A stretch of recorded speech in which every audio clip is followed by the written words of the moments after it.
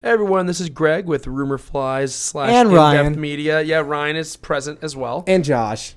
Yeah, I mean, Josh, we would tolerate. But so I'm reporting live from France now. So anyway, the coming up on November 5th, there's a very good organization called Extra Life. They do stuff year round, but once a year they do a particular fundraising push, and you can designate various children's hospitals across the country. My mother and a lot of wonderful people work at Children's Hospital New Orleans, and my production company, inDEPTH Media, is partnering with Implicted, which is another great production company, and NOLAnerdcast. We all did this last year, and we basically going to play video games for 24 hours. We're going to be doing the Gears of War franchise this year. We did Halo last year, and Ryan and Josh are generously jumping in as well, representing Rumor Flies. We'll be basically live streaming for 24 hours on Twitch, and I'll have a link for that in the show notes and the description of this episode.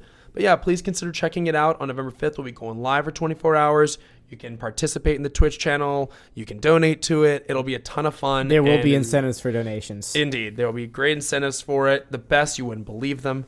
And if you make your head spin. But yeah, please consider checking it out. Check out our fundraising page, and we hope to hang out with y'all on the 5th. Thanks.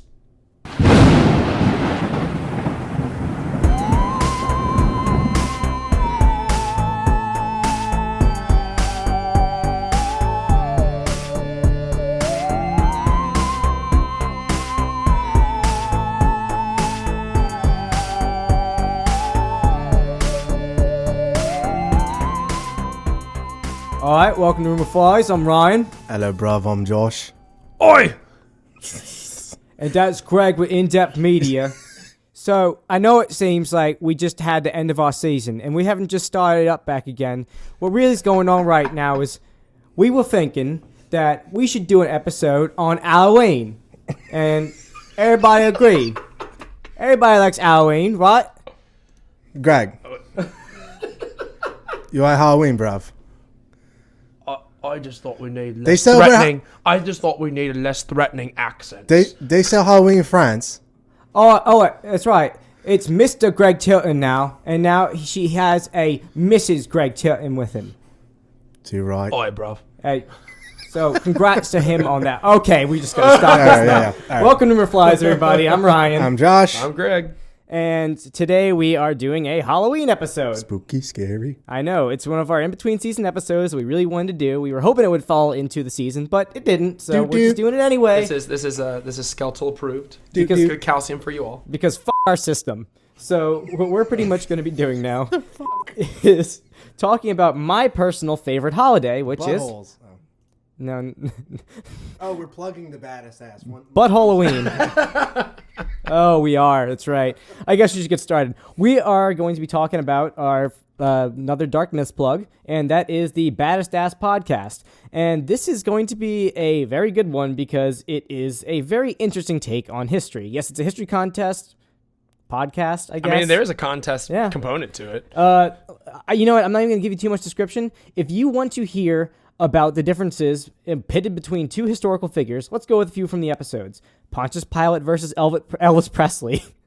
Oh. Winston Churchill versus Caligula. Ooh. Let's see. Charles Darwin versus Liberace. Holy I should just read you the titles, and it's already enthralling. And I am going to be very excited to start listening to this one, too. And give them a listen. Baddest Ass. Oh, and the most recent episode is Madonna versus Ned Kelly. So they pit these two people together, and then they just discuss and see who wins to be the baddest ass of the two.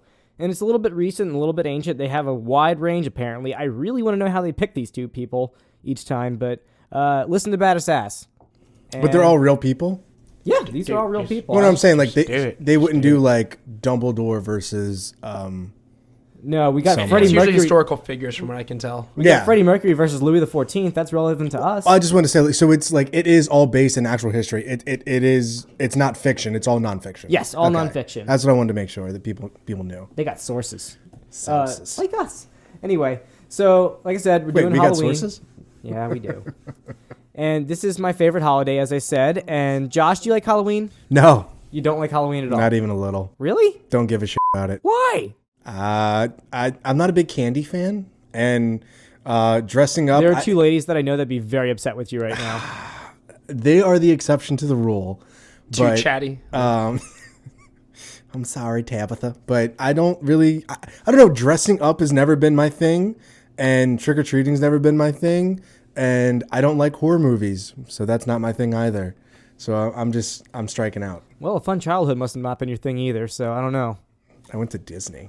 This guy doesn't even like Halloween. I was just saying, do you not like Mickey's Tower Not of So Terror? Scary. Do you hate that ride too? I was petrified of that ride growing up, but I do like the Tower of Terror. Look, it's not that I hate Halloween. It's just I don't get into it like other people do. I like Christmas. Are you a guy that puts up the Christmas decorations like before Halloween? No, I at least wait till after Thanksgiving. So you're respectful at least. Yes. Okay, I gotcha. Well, Greg, your Halloween view? I mean, it's fun. I always want, every year I always go, I want to do a more ambitious costume the following year, but I'm like really lazy. So like the whole costume thing, I love the idea of having a badass costume, and I have no desire to exert the effort. Greg, you have a really great costume this year. It's called being single.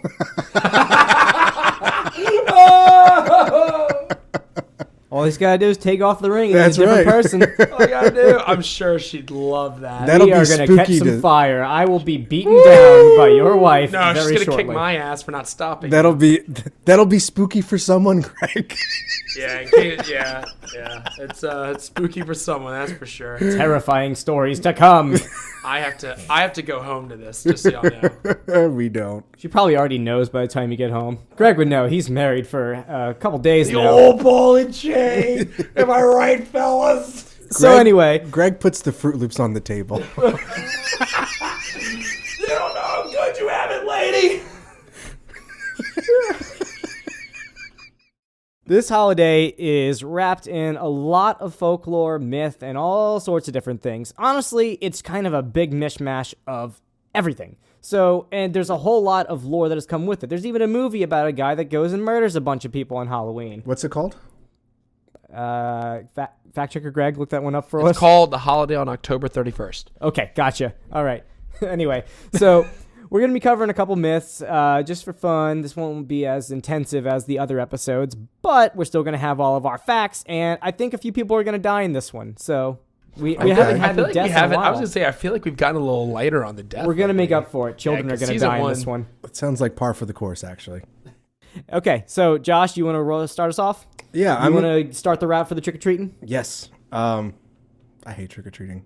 By the way, I turn off my lights for trick-or-treaters. If you come to my house, it's not happening. You're the worst person.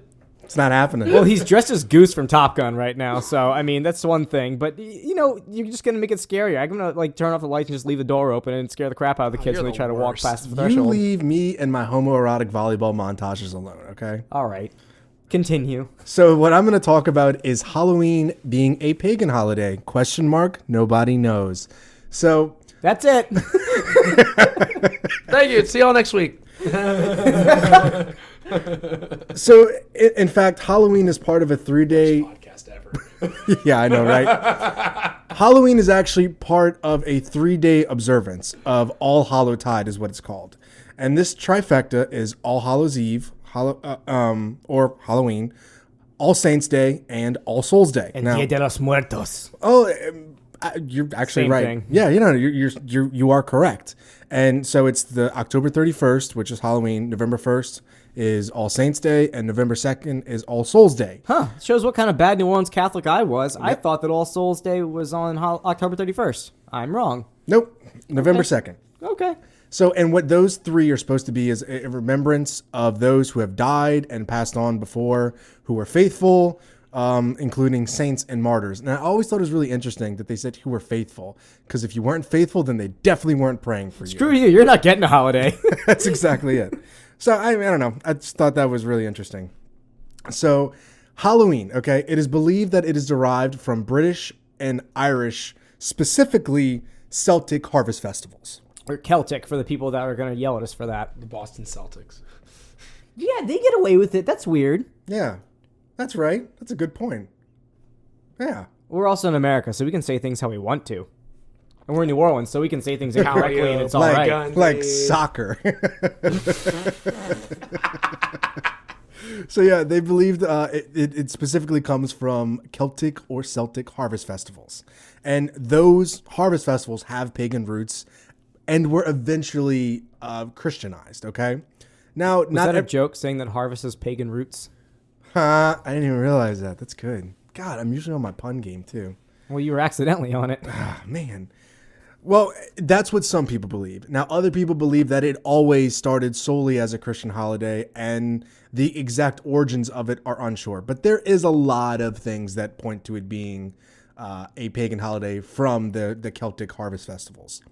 Oh, and I do also want to mention that the Orthodox Church also celebrates All Saints' Day on the first Sunday of Passover, which is much closer to when they originally thought All Saints' Day was going to be, which was around May 13th. Wait, can't they just establish it? I mean, I didn't understand that either. Yeah, and that's also wait, hold up. Passover, Orthodox Church. You mean Jewish Orthodox or Catholic Orthodox or whatever it's called? The Greek Christian, Orthodox? Yeah, Greek Orthodox. I mean, I'm assuming it's Jewish, but I didn't fact checker Greg. That's on you, buddy. I'm assuming that it was Jewish, but There's a lot of Orthodox people, and they all have beards. they originally thought because one of the popes, I cannot recall off the top of my head. It's in the show notes. Gregory the Ninth. No, it wasn't Gregory the Ninth. Oh. Pope like Bonifacio Shot in the dark. or something like that. I don't know. Anyway, one of the popes claimed like May 13th was All Saints' Day, and it eventually got moved later on down the line to where it is now through a whole process of other things, which you can read about on your own. But I just thought it was interesting that All Saints' Day for the Orthodox Church celebrates All Saints' Day on the first Sunday of Passover. I don't know. I just that to me that didn't really fit in with like where All Saints' Day falls right now. I think I have a little bit of input on that. It's mostly opinion, but I'll let you continue real quick. Okay. So specifically, the number one pagan festival that this points to of being the origins of Halloween is a Celtic festival called Samhain. Now, it's spelled Samhain. I think it's Samhain. I'm not sure. That's what I've heard it before. Samhain. It's pronounced Samhain. There's a Like Samhain, that one too. yeah, bunch of different pronunciations, and I can't talk for shit anyway. So you're up creek without a paddle. So this was a festival that celebrated the end of the summer and the end of the actual harvest. It was supposed to represent the beginning of the dark time of the year because winter was coming. Insert Game of Thrones reference here. And they decided to have like one big blowout.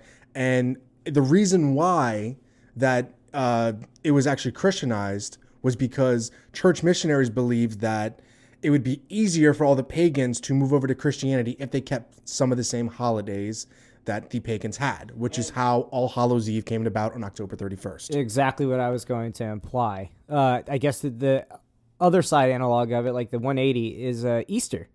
Easter is based around the spring equinox. Yeah, So, exactly. I didn't realize this was kind of based around not the winter. I guess the winter solstice. No, not the winter solstice. No. So it would have to be just, I guess, harvest season. It's a little bit more vague, I guess.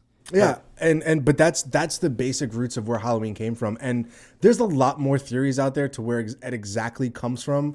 But I'm just gonna let you know that this is where I stopped my research personally, because this is what makes the most sense, and this is what is the most accessible and believable.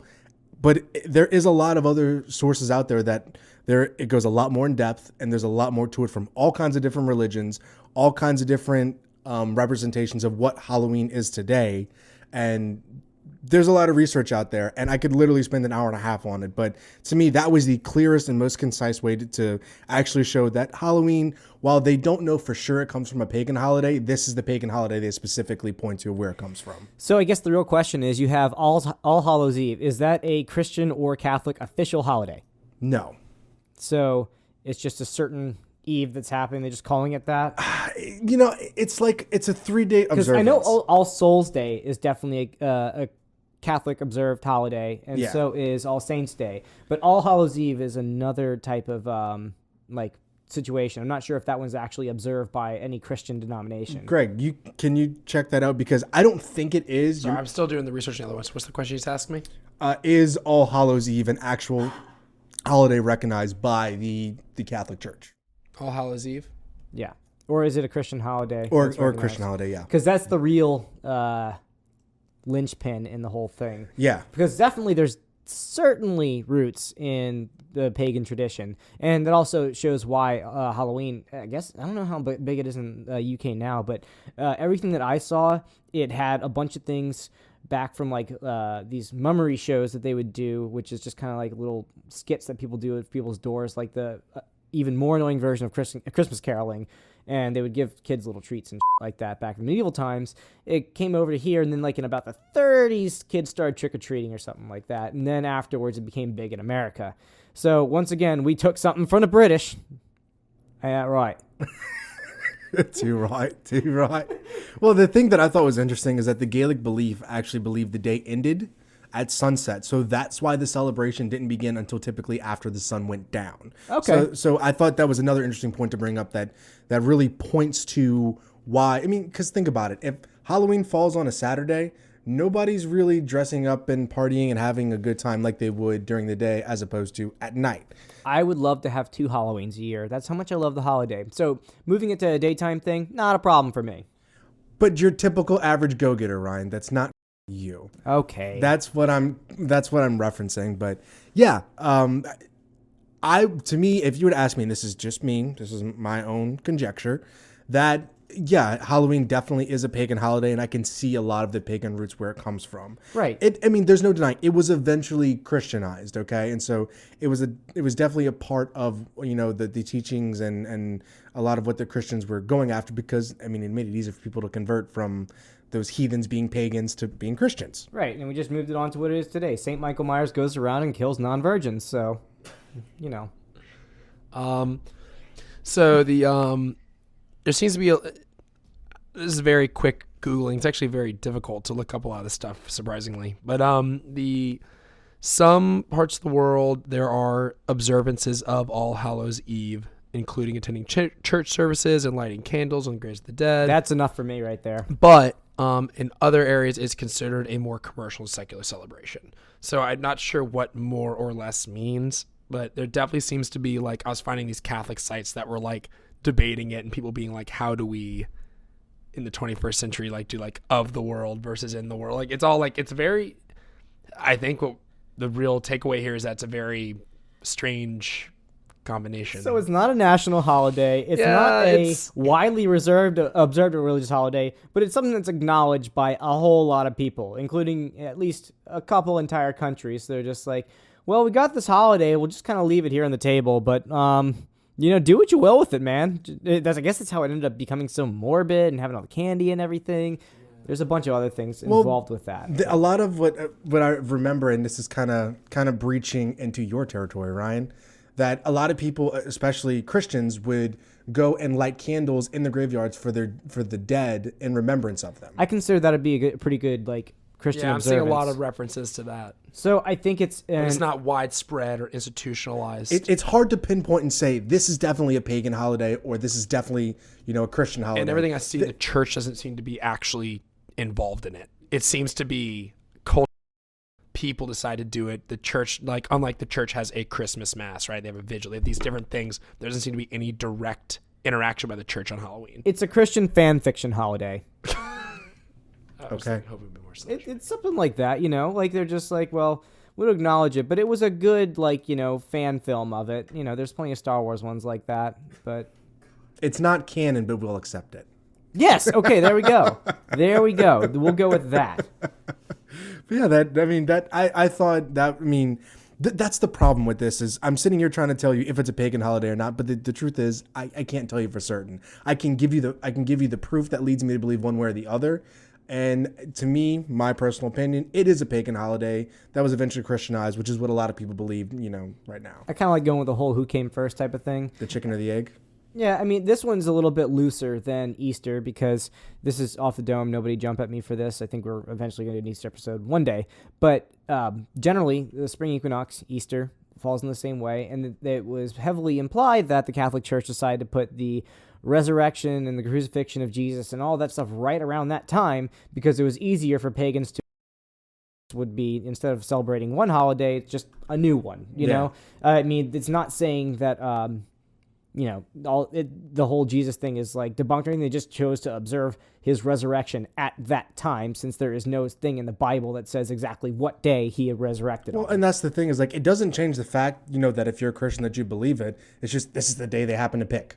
Yeah. You know, like I don't sit there and celebrate Greg's birthday because I don't like him, but I know he was born on a certain day, and I'm sure he does.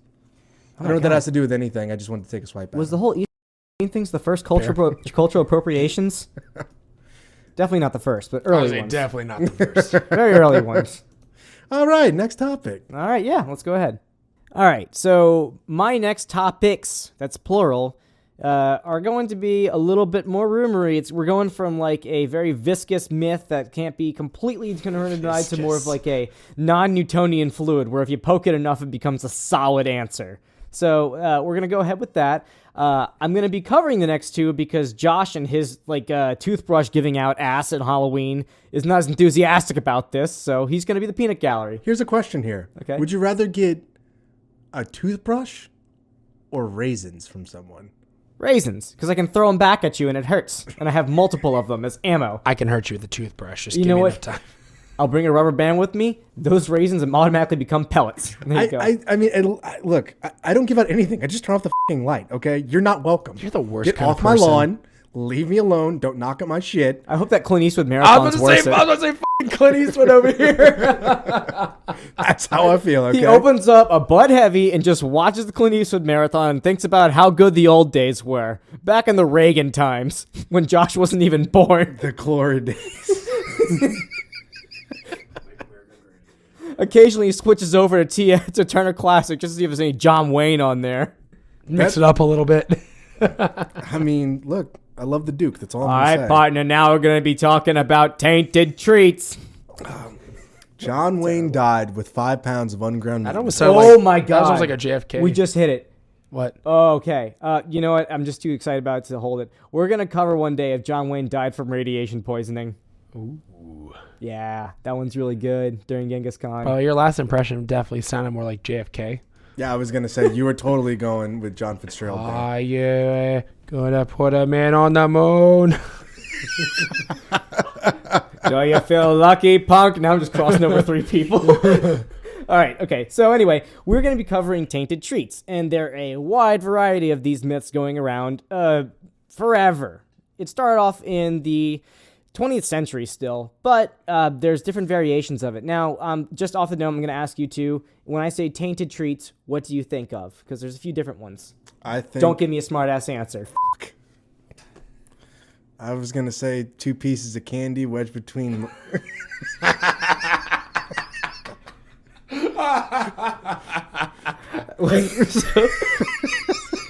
Aside from putting a Snickers comfortably in the gooch and then rewrapping it. Who talks about rewrapping it? I just leave it there for you to eat out of. More like rumor vomits, am I right? Moving on, Greg. No, tainted treats I would have to say is something that would be like somebody soaking candy corn in formaldehyde and giving it out. Like that's something I would think of. Okay. That is, kids, beware Josh Hans's. If Be as his light is specific on. as Josh. I'm going for a killer's profile right now. I would say, obviously, I was thinking of razor apples.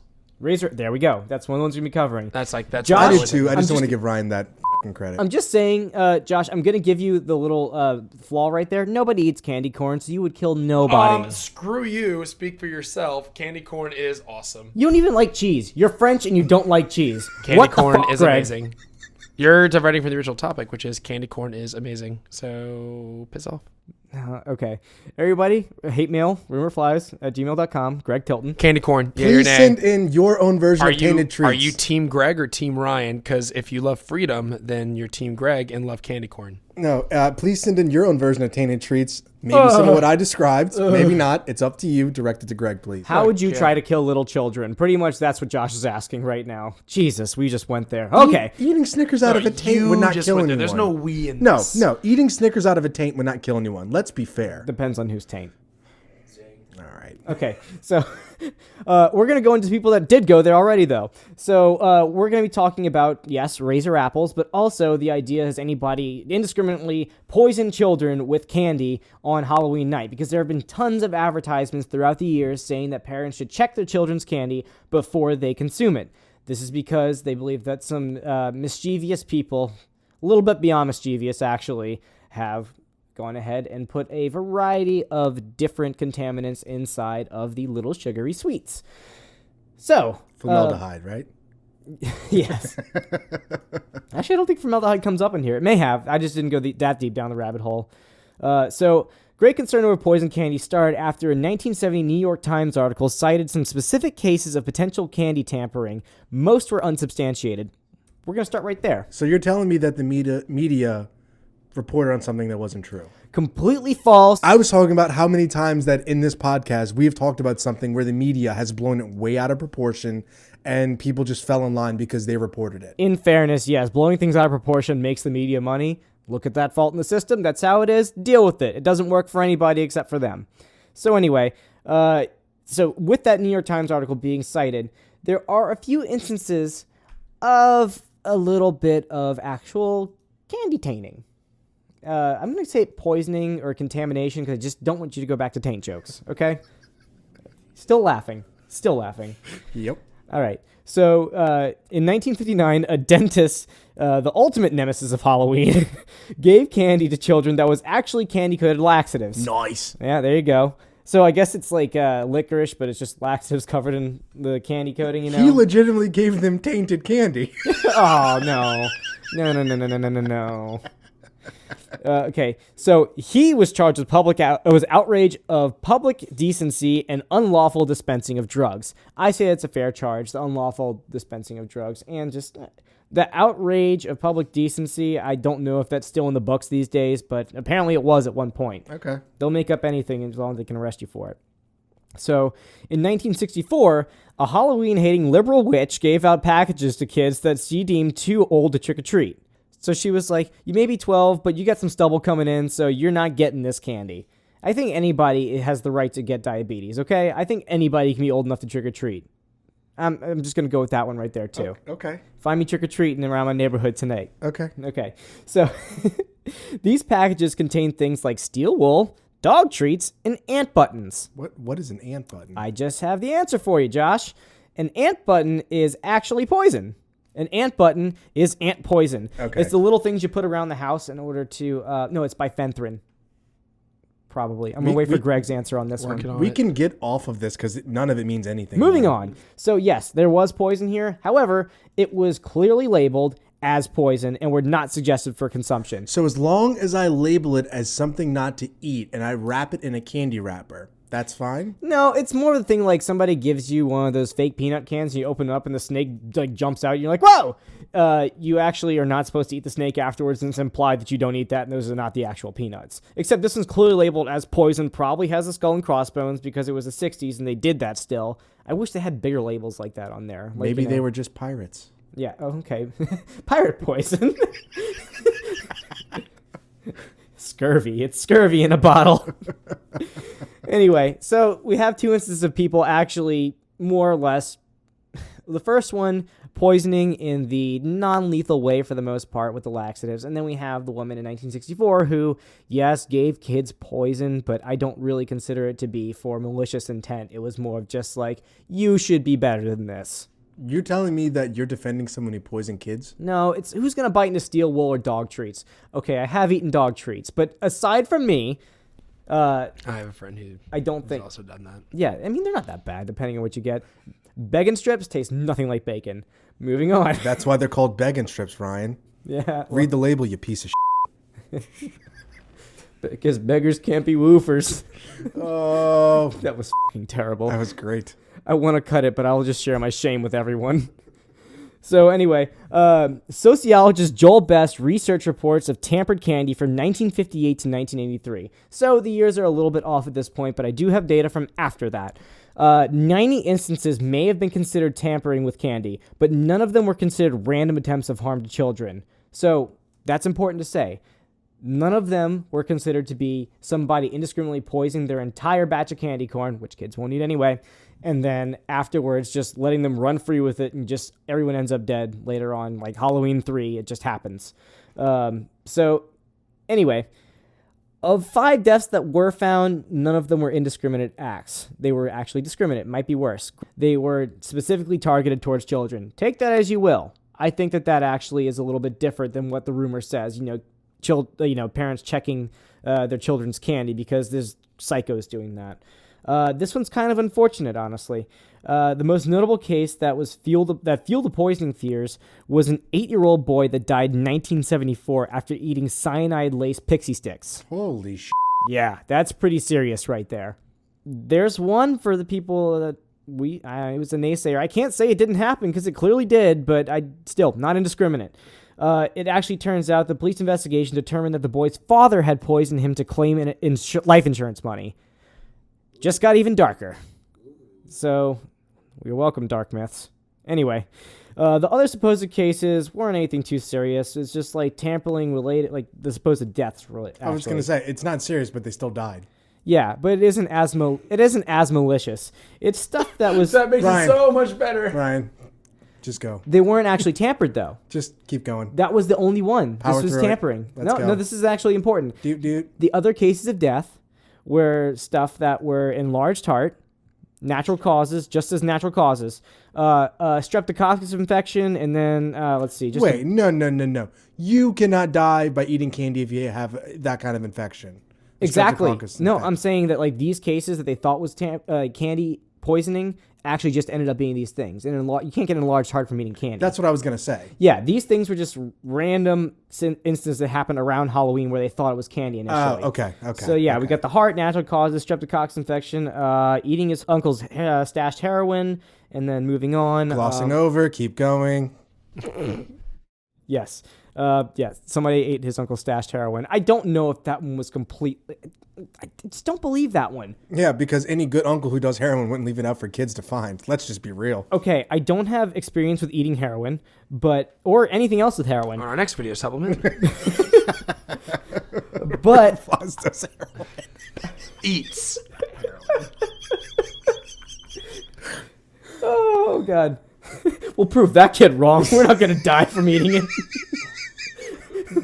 All right, this is Josh, and I have one heroin on me, Ryan. So I'm pretty sure we now have a new accomplishment on this. We now make fun of dead children. Make-A-Wish happened the first was gonna episode. say, Oh, wait, yeah. What the from hell the am I talking get-go. about? Never mind. This is par for the course. That was crossed off the board immediately. par for the course. 25 minutes into our first inaugural episode. So anyway, I don't think that this one was like...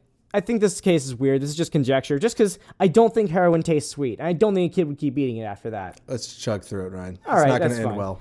So anyway, moving on from those cases, the one being that one guy that poisoned his son for insurance policies. In BD. Yeah, it is a big deal. The hysteria continued due to news stations and columnists like Ann Landers. Ever heard of her? Yeah, this motherfucker. Yes. Started covering these unsubstantiated claims. Anybody that is not familiar with that name, Josh, what happened the first time? All right, so this person, okay, I'm trying to be nice here, but this MFer is the one who decided that feeding rice to birds is what killed them with any unsubstantiated claims, and now is telling people that, fucking Jonestown is going around and giving poison candy to your kids to eat, so you need to check that shit out.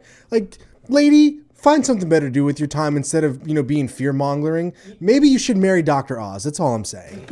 You know what? That might be a match made in hell right there. But it does give a little bit of... It shows, how much power having a little column can do for you. And that's kind of scary. Like, you can say things, and she didn't have to have any sources about that whatsoever. I read a blog post. Does that give me credit to call her something? Does Ann Landers still do stuff? If she's on the internet, then we're in trouble. But yeah. So anyway... Ann Landers got on the bandwagon with that and started content forever is what you mean. Making those claims go crazy. Yeah, actually, she fuels us. She runs this show. That's our next motherfucking topic. Nah, that's our lizard overlords. Yeah. So anyway, so she just threw fuel on the fire. It was all these Dear Abbeys too. It wasn't only her. It was tons of columnists that were just like, this sounds scary, and I don't think the American public is scared enough. We really need to continue this. Watch it. Alex Jones is going to say something like, if you care about your children, you won't let them eat any candy. Just colloidal silver. Candy Shield X12. Oh my God. Where's Dave and David? We need them back here to do better impersonations. We can only do Cockney accents. So we have a quote from... Real quick, since Greg's a piece of shit and doesn't do any fact checking, Ann Landers wasn't her real name. I was supposed to fact check what you wrote. No, but I looked into it. Okay, what's her real name? Ruth Crowley. But her column name is Ann Landers. And it was taken over by Esther Pauline Lederer in 1955. Mrs. Crowley. Oh, so it apparently is just a pseudonym for a bunch of douchebags who want to give out shitty advice to people, and they just kept the name Ann Landers. She's the William Shakespeare for soccer moms. We get it. But, I mean, nobody knows who William Shakespeare really was. Never mind. I'm gonna Francis Bacon. So her quote here is, in recent years, there have been reports of the people with twisted minds putting razor blades and poison in taffy apples and Halloween candy. It is no longer safe to let your child eat treats that come from strangers. Hey, spoiler alert, nobody gives out candy apples because those are delicious and they take too much time and money to make, and they're not going to do that. Unquote. Thank you. No, I'm saying that was... He finished the No, quote I know, for it.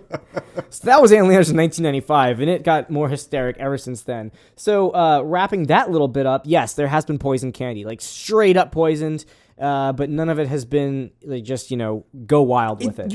The odds aren't in your favor for that to happen. And it's even more so, it wasn't like someone doing it to other people. He used Halloween as a mask to kill his Exactly. Like, it wasn't like a divul. It wasn't like giving out to a bunch of kids or something. Exactly. Granted, there is nothing still wrong. terrible, but- We're not saying for parents, just don't check your kids' candy. It's totally reasonable to do that. I get it. It's fine, especially after this next column that I'm gonna take. And then then the twist. There is a twist. So And shout. yeah, there's a little twist at the end. Twist and So shout. back to your first term, Twist razor and apples. shout. So we're gonna cover this. The way Twist I've heard and this is like some people have like at state fairs, like somebody's like devious person put like razors in like an apple pie or like a candy apple and stuff like that. And then I also heard Halloween versions of this where candy apples, which by the way, not in my years of Halloween trick-or-treating have I ever gotten a candy apple. That's what I'm saying. Or It's in a too, regular apple. it's I too got nothing. expensive. It's too expensive and time consuming to make like 30 candy apples. You know for what, little Josh? shit You should kids. give out candy onions. Those are delicious.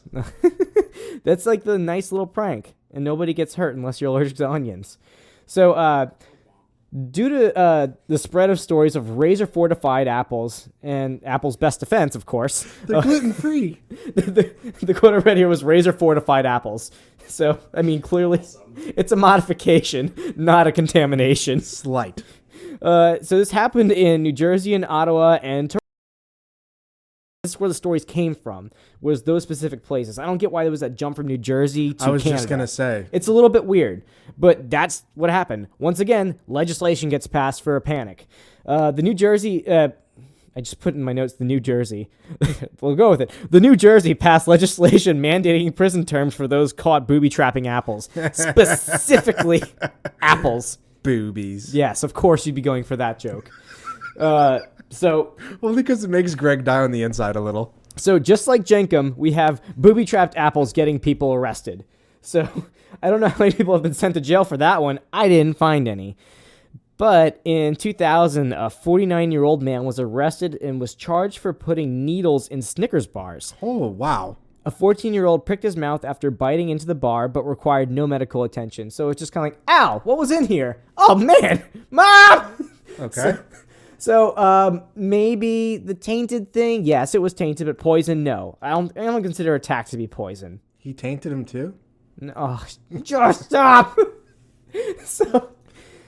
I'm bringing this motherfucker down in flames. It's getting worse for me. It's just getting worse. I'm just like, so no, nobody poisoned it, but somebody did totally put razor sharp things inside of candy.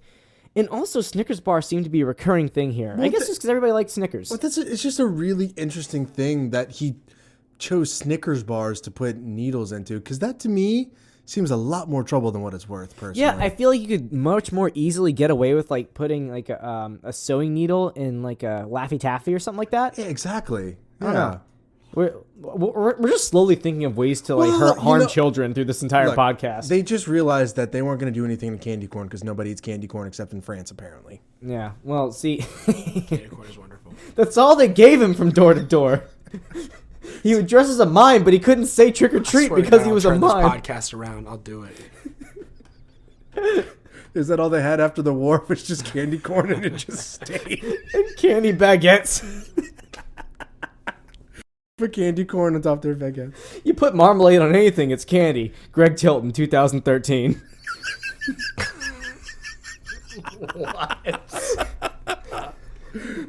So anyway, Peanut butter and candy corn sandwiches. Candy corn with peanut butter around actually sounds really delicious. Oh, Because candy corn's wonderful. Greg makes his own Halloween simple syrup. He melts candy corn. That's it. He just melts it. Melts some candy corn. With a little bit. And then I make a new candy corn out of the Chablis. reduced candy corn. The de-reconstructed candy corn. Like a big gummy candy corn that tastes like candy corn. Oh, Christ. Okay, come on, let's go. So, back to harming children.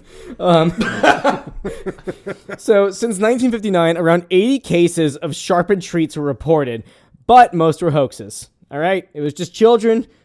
They were just lying, okay? So you're saying it's bullshit? No, not completely, because there was the 49-year-old dude in 2000, though, that did it. So that's much more recent than I expected. And the others were by friends or family members playing pranks. That's fucked up to me right there. Yeah. I would be more excusable for, like, a complete serial killer or psychopath to do that.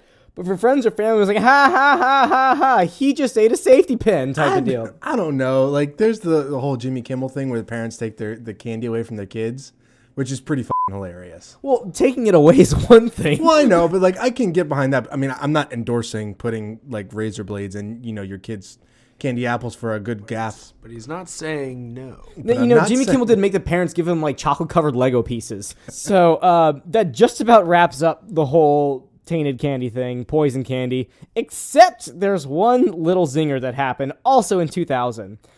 Here's the weird case. So in 2000, parents in Hercules, California were finding marijuana. Hercules. What? Hercules. Parents were finding marijuana in their children's Snicker bars. When police tracked down the culprit... Who would waste marijuana that way? It's not a waste. Let me finish! They were finding Snickers bars. When police tracked down the culprit, he was just as confused about the incident as they were. Hey, was it because he was high? We can get into a little powwow about what the actual case was here. So here's the zinger. Turns out he was a postal worker in the Dead Letter Office of California in Hercules. So the Dead Letter Office, if anybody doesn't know, because I didn't before I looked this up. I didn't either. Is the kind of purgatory for letters that had the wrong sender's addresses, didn't have enough stamp postage on it, or just wasn't able to make it to the destination because they didn't have a return to sender address, any of those things. Just like all the little bits that can get that piece of paper from point A to point B. It turns out that this guy found a bag of Snickers in the dead letter department and decided, hey, Halloween's coming up. The kids will love this. Number one, I don't know if it's a policy if you get the dead letters to just straight up open them. Number I don't two, think so. I don't think you're supposed to take the contents of those letters home. I don't think so. This guy could have been possibly charged for something else afterwards. That's a federal offense, yes. That's a federal crime. Yeah. Well, I don't know mail law And too it's well. not... Well, no. But if you're a postal worker. If I sent some mail to Greg over in France and it didn't get there, and then Ryan, you opened it up, even though it's supposed to go over to France, that's federal offense because it's Greg and France's mail. Okay, so maybe if I'm in the dead letter department, we'll have to interview somebody from it and ask them about this. But I think that maybe you can open it up for safety purposes or something. Really, but I highly doubt you can take the contents home afterwards. That's a very morbid name, by the way. The Dead Letter Department, Well, that's my new punk band. So that's my new death metal band. So anyway, he gave it to kids, and he actually got off the hook because he had a good enough story. It was just like, okay, this totally makes sense. We're not going to ask why he took home that bag of Snickers and just gave it to kids. Which let's pause here real quick, okay? If I'm sending weed to someone and I'm putting it in Snickers, how is that person going to get it out without being surrounded by chocolatey caramel goodness? Well, I mean, just a thought. I'm not sure exactly what he did, but people have great ways of concealing drugs through the mail. And I guess this guy was clever and decided, it didn't mention whether there was weed inside of the Snickers chocolate or if I just assumed that, yeah. I'm assuming that it's like little bricks of the marijuana, pot bricks, wrapped up in Snickers pot? wrappers. Yeah. One pot? So you have like your fun size Snickers bags, and then you have like, say, 10 grams each in each individual fun size Snickers wrapper. That's okay. what I'm guessing. Okay, that's fine. We'll go with that one right now. So I don't know if this guy actually was giving it out and just trying to give kids a fun time, and he happened to have a very usable alibi, but he got off of it, and technically he was indiscriminately giving out a poison to people. So that's that one. Any questions? No. Why does Josh hate freedom and Halloween? So, Josh, I'm going to tell you about sacrifice. All right, I'm going to tell you about sacrificing black cats. It doesn't happen. I'll bash your head in if you say it does. So anyway, Swear me, mum. the rumor is that animal shelters... Oh, boy.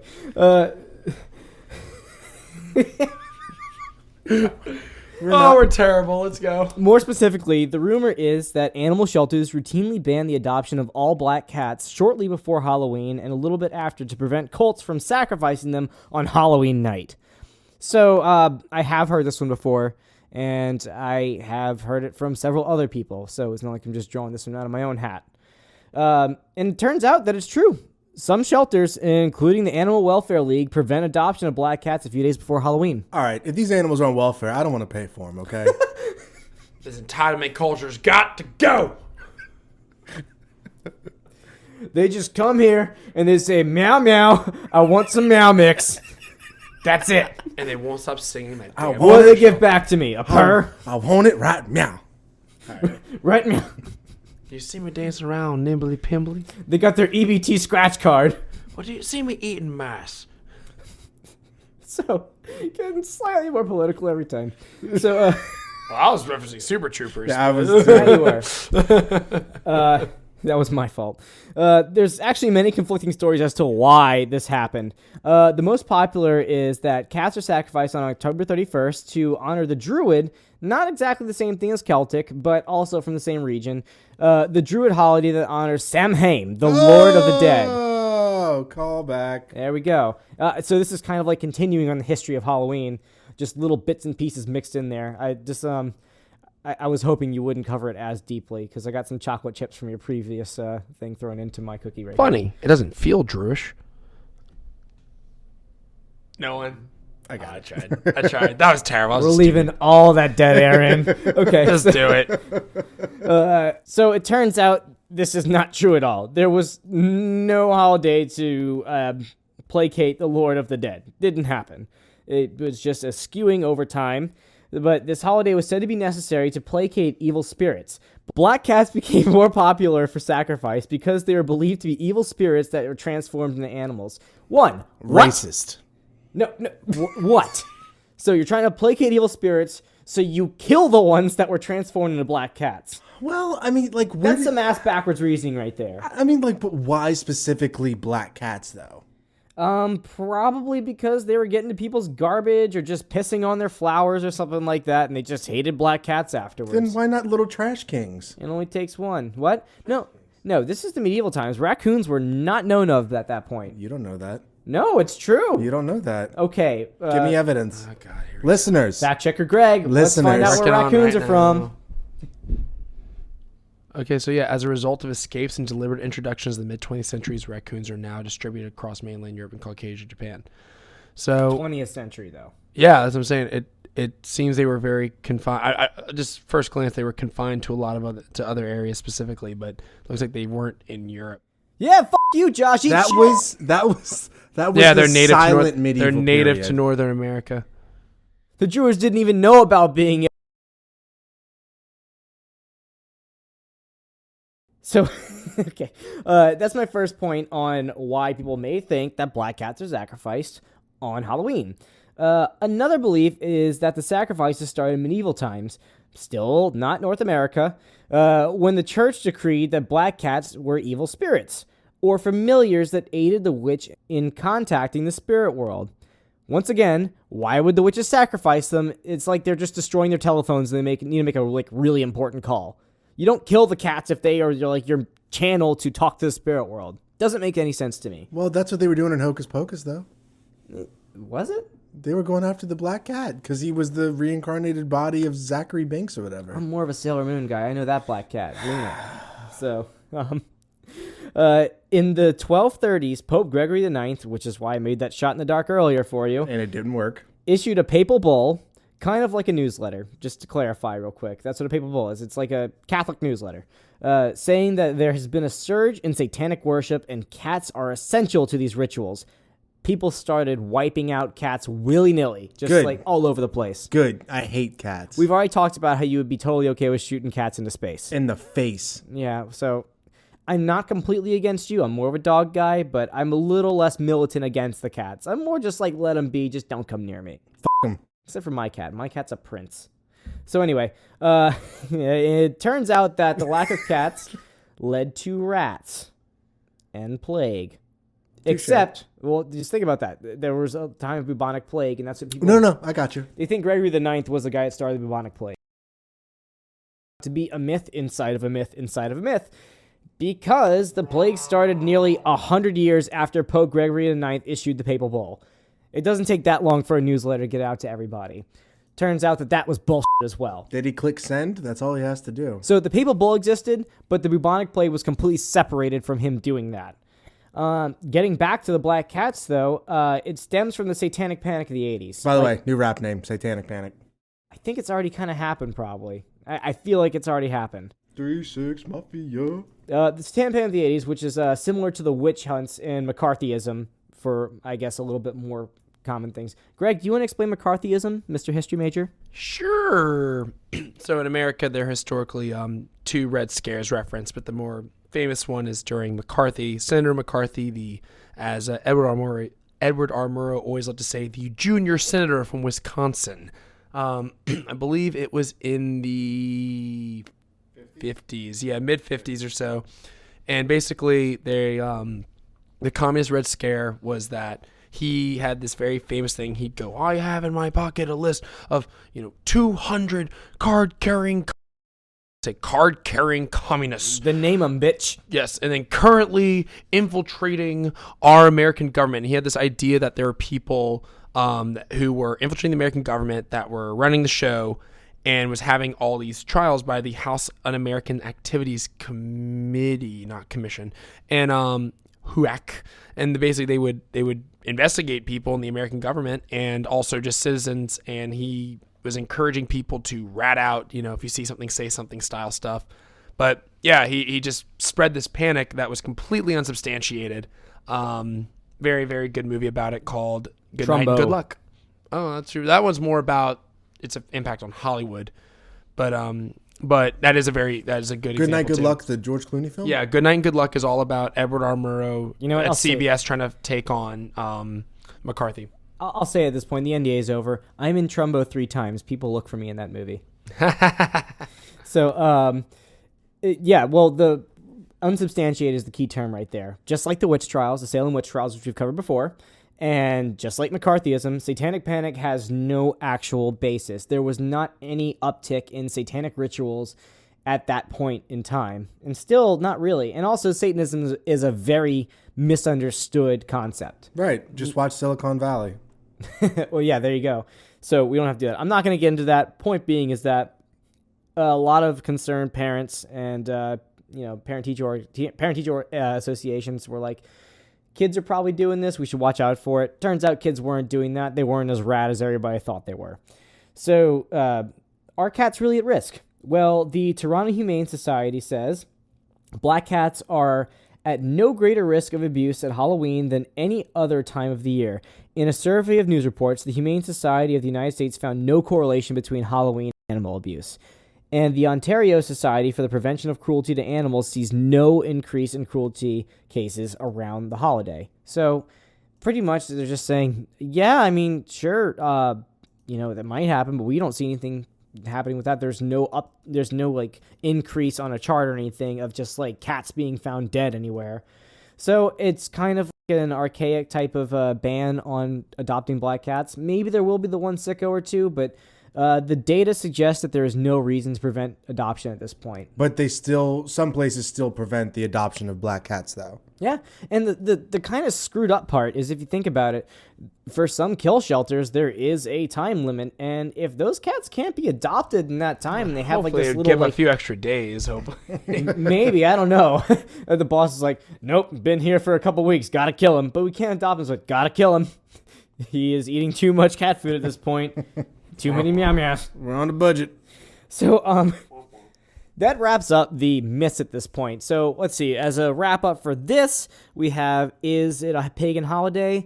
Kind of, maybe not really. Depends on how you really want to frame it. You can definitely see the origin of it coming from the pagan roots of it, but there's no way to actually confirm that it was or was not a pagan holiday, when it was first implemented. Contaminated candy? Okay, there's a few different ones right there. Yeah. Nobody was indiscriminately poisoned, but some people were indiscriminately given some sharp things in their candy. So, yeah, we'll go ahead and put that one on the board right there. But the prevalence of it is very, very, very little. That being said, still doesn't hurt to check your kid's candy if, it's Halloween. Right. Nah, there's nothing wrong with it. That's not going to hurt anything. Black cats? Yeah, you should probably take that ban off of it right there. So that wraps that up, but we have a little bit of extra debate between us right now that we have not discussed beforehand. Nope. And we just have brought it up, and we're ready to just bring all of our guns. I hope we don't all agree. Okay. So and I will start it out, and I will start off saying what it is, and then I will go Greg, and then Ryan. Got to get the foreigners, opinion first. So what I'm talking about is whether or not Nightmare Before Christmas is a Christmas movie or a Halloween movie. Greg? Definitely a Christmas movie. Oh, 100%. Okay. Ryan? all right, I'm slugging. Halloween movie. All right. And I am going to have to say that I believe Nightmare Before Christmas is a Halloween movie. All right, so we have 2-3, but we will have our round of defenses real quick. But first, let's clear up some things about the Nightmare Before Christmas. First off, Josh, is Nightmare Before Christmas a Tim Burton movie? No, it is not. There we go. He was a producer and a writer. Well, you know what, Greg? You can go into it. Well, no, I'm just saying. I'm just like to say a Tim Burton movie. So like, is a blank movie? They have to be the director. Yes. Typically, when you say like, all right, if I sit, Because he definitely had a freaking huge hand in it. all right, if I sit there and say that The Big Lebowski is a Coen Brothers film, how do you feel about Sure. that? Okay. Now, what if I sit there and say, But he wasn't like the executive producer who didn't do anything. If he wrote it and was a producer, like clearly he was a huge part of it. okay, yeah, but I get what you're saying though. It generally is used to say directors. So, but I just to say it's like it's not a Tim Burton movie is a little misleading. I mean, come on. but when people say A Martin Scorsese film. right. How many times has Martin Scorsese produced a film, but it's still not a Martin Scorsese film? He's got a hand in it. But typically people believe that Nightmare Before Christmas is a Tim Burton film. And another thing I want to point out, which I did bring up earlier to Ryan and Greg, I had no idea that Danny Elfman, who was an amazing composer, by the way, that he sang the parts for Jack Skellington, which is fucking amazing. For anybody that's a little bit less movie circle jerky than us, Danny Elfman is the person that does the score for pretty much every Tim Burton movie, I would say. And plus a handful of others as well. Yeah, like Good Will Hunting, Desperate Housewives, Silver Linings Playbook. Silver Linings, really? Okay. Anyway, he did pretty much all the Tim Burton movies. So, big deal, but I did not know he did actual vocal work either, though. So, that's interesting. Yeah. So, Greg, why is it a Christmas movie? So this is me just being the pedantic, Contrarian asshole. No, just pedantic academia bullshit. But the movie was clearly made for the purpose of Halloween. Right, like that. That's obvious. You just shot down your argument. No, but I'm also saying, it's a Christmas movie because it takes place during Christmas, and he's replacing Santa during Christmas. Like, it's a Halloween town, but the fact is he's stepping out of the Halloween environment to do Christmas. Do you know what the town's called? I'll give you a hint. It's called Halloween Town. Yeah, it is. I was gonna say. I'm trying to remember if I was mixing it up with the Disney movie or not. So he's stepping out. That's why I was worried. I was wrong on no, that. you're right. I'm with you. He's stepping out of one eternal holiday to another. He goes from Halloween Town to Christmas Town. Call it what it is, people. Yeah, and I guess ultimately I just go, well, the movie takes place during Christmas, so I go, while it was a movie designated for Halloween and has all the Halloween and horror elements, like, he's Santa Claus. Like, that's what it is. He's a really kind of terrifying Santa Claus, but he's Santa Claus. Okay. You done with your argument? I'm sure I'll start shouting back, but let's go. Let's do this. Let's wage war. As long as no fists are flying this time. Show your dicks. All right. Just start wagging him. He can't do it anymore. He's married. So, sorry, Josh. He almost spit up his drink. So my defense is simply I think it's the opening song of the entire film. This is Halloween. This is Halloween. Halloween. Secondly, I came very late. Halloween Town. I didn't think about this as much, but I really think that maybe. All right. I didn't. But I would say that you go by the setting. Most of it takes place in Halloween Town. There is a fair amount in Christmas, but I would go it's a 70-30 split. So that's why I would say it's more of a Halloween movie. The antagonist is the boogeyman. The protagonist is Jack Skellington, and the female lead is also a Halloween-based character, or at least the spookier one. Sally. Santa Claus is just kind of an auxiliary character in that is he's the plot device. That's what I'm going with. I'm going to stop there. Greg, retort, and then one Josh. little question I have is, and you don't have to explain yes or no, because I really don't, but is Die Hard a Christmas movie? Yes. Oh, definitely. 100%. Why is it a Christmas movie? Because it takes place during Christmas. But if 70% of Die Hard took place during Easter, it'd be an Easter movie. Yep. And guess what? What? God damn it. But Nightmare Before Christmas, 70% of it takes place in Halloween. No, in a Halloween town. It doesn't matter. They say live this there is Halloween. full-time. They don't say Halloween Town. They say No, but this is doesn't Halloween. the setting? It's right before Always Christmas in and through Christmas. It's closer to the Christmas season. Yes or no? I mean, it doesn't matter. No, We it don't does know- matter. No, if There Die is Hard is a no- Christmas movie because it is because it's Christmas. There is no reference to a None of- time paradox being there or not traveling between, because you could travel to fucking Easter Town and it might be Easter then. So just because Halloween might be 365 days a year there, I know they have a countdown in the movie. Then why do they care about Christmas if it's always Halloween? They don't. They don't. They just he found out does. about Christmas They because just- Jack yeah. Skellington wandered in there and he was like, "Oh, there's other places." You know what? You know what it is? Jack Skellington is the Christopher Columbus of Halloween Town, and Greg doesn't like him. That's what it is. That's it. It's That's because what we're Columbus is a doing. piece of shit. We have to make our own audio drama of just like the other like different holiday towns invading each other. Like we have to have like It's like civilization. See, no, Christmas would win because their industrial output is insane. Well, Christmas is clearly Russia. You can't invade Russia. It's too big and too cold. But right? also their industrial output. Do you think you tell me that Christmas Town could not retool for war? Are you kidding me? I mean, that's a very valid point. all right, Veterans Day land invading.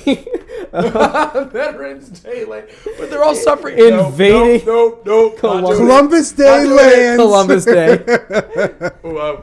Okay. We need Easter and another big holiday to cross over. Easter, I think, is prime New for Year's. it. What? New Year's. Just fireworks. Who's the New Year's mascot? There's no thing for that. Saint Valentine gets in a fist fight with Peter Rabbit, and I that's will it. maintain, and you'll tweet at us, say something. If Die Hard is a Christmas movie, then so is. I think Greg's pivoting right now. I I think think so he's too. scared that No, people are I not brought gonna us back to the point. Now. I brought us back to the point. Now let's hear what Josh Greg, has what to was say. the question? What was the original question? Is Die Hard a Christmas movie? No, it wasn't. It was is Nightmare No, Before Christmas it's a not. Halloween movie? No, it's not. What question does Greg So you want to can't answer? use parallels. No. Okay. Nightmare Before The Christmas. defining is- trait was its setting. Hey, let's talk to the guy that rode the railed boats at Disney, okay? He knows a little bit. You know what, Greg? It is a Christmas movie. I'm sorry for ever doubting you. Because screw you, Ryan. So let's hear Josh. Piece of shit. So my thing is that it primarily takes place in Halloween Town. I understand that Jack Skellington is, trying to be the new Santa Claus or whatever it is, but it is more of a Halloween movie because most of the setting takes place inside of Halloween Town, and there's a certain, there's not Christmas carols. There's not really a whole lot of presents being exchanged. He gives them a lot of like creepy and crawly things to the kids when he gives them presents, which is, that's not something you do during Christmas. It's one thing to give them coal. Technically, it's forceful trick-or-treating. Yeah, that's exactly what it is. What's on his head? Huh? Well, Greg, I have a papal hat on my head. What does that make me? You know what? How about this one? No matter how hard Jack Skellington tries, he will never be Santa. He will be the king of Halloween. That's exactly Just it. like no matter how hard The Nightmare Before Christmas tries to be a Christmas movie, it will always be a Halloween movie. Question for you, Ryan. At the beginning of the movie, Jack Skellington is actually a pumpkin, and then he gets dipped into some magic liquid and comes out. Why is that? Because it's Halloween. That's right. And so that way. Thank you for answering that one. I for did not me. follow that at all. Yeah, no. So there's I'm no really way. not following the logic here. So there's no way that Jack Skellington would exist if it wasn't for Halloween, which clearly means that Halloween is the predominant setting and motive throughout the whole I film. would not say that is clear. I wouldn't say you're clear. I would say it is a potential art. Nice. So I'm going clear. What I'm gonna say is, listeners, please write in, let us know, tweet at us. I think the first and foremost, before we get into ways to contact us, the first thing we need to You're say. either Team Greg or Team Kami. I want to say personally, from me, from our favorite Frenchman Greg and Ryan, is thank you to all of you who subscribed on YouTube. We finally hit our 100 subscribers. And we are now able to actually have youtube.com/c/rumorflies. So thank you for all of that. Is that right? Am I making that up? Yeah, that's it. Do we have to get a certain number of subscribers to get that C cut out of it? So just youtube.com/rumorflies. I'd really like that. So just, we wanted to say thank you. I know we bothered all of you about it and pestered you. And we really appreciate you guys taking the time to do that. Thank you for reinforcing a bad habit of being annoying. Turns out bullying does work. So, Greg, what are the other ways they can contact us? All right, it's been a hot minute. So, rumorfliespodcast.com. You can find us at rumorflies on Twitter and Instagram, Google+, that's sweet SEO. Facebook.com/rumorflies. You can contact us at rumorfliespodcast@gmail.com. Rumorflies@gmail.com. Is that Rumorflies Podcast? No, it's rumorflies@gmail.com. Crap! I It knew has it. been I a knew I long was going to time. do it. I knew it. Damn it. And if you would like to apply for our new fact checker position, which will recently open, please apply to Greg. There you go. Rumorflies. Yeah. Anyway, rumorflies@gmail.com. And of course, we are not very good about saying this, but we really should. Please consider leaving us a review on iTunes, 5-star preferred. Anything less than, we hate you. No, I'm just kidding. But please leave us a review on iTunes. It really is a big deal for us. It gives us information about how you feel about the show. It a good bit to us. Exactly. It tells us what you feel about the show, gives us cool ideas, and then also iTunes takes that very seriously in their rankings. So please consider leaving us a review. And we really appreciate all y'all do for us. Yeah, we're thinking about also starting up a Snapchat eventually. It's all going to be just dick pics, just letting you know. You have to guess whose is whose. We're just different poses. That's how it's going to work. So we are also part of the Dark Myths Collective. We plugged the Baddest Ass earlier, but there is a bunch of wonderful podcasts to check out. You can do that at darkmyths.org. And I think that's it. I have nothing else to say. Snapchat. No. We hope you enjoyed this little supplemental episode. We had fun doing it. I know it's not typically what we do, but we will be coming back at you with something very special and very different than what we've done before, but we kind of dip our toes into the sand of somewhere of unknown. So yeah, just wait. This is the most ridiculous episode we've done, probably. I mean, we don't want to hear any hate mail about this one, okay? I mean, we can. We just won't. We're not going to acknowledge this one. We did some research, and I did a fair amount, and Josh did too, but this is us having fun and you listening to it. So, yes. So thank you for checking us out, and we'll see you guys when we see you. So I'm Josh. I'm Ryan. I'm Greg. With inDEPTH Media. All right, guys. See you later. Bye. Bye.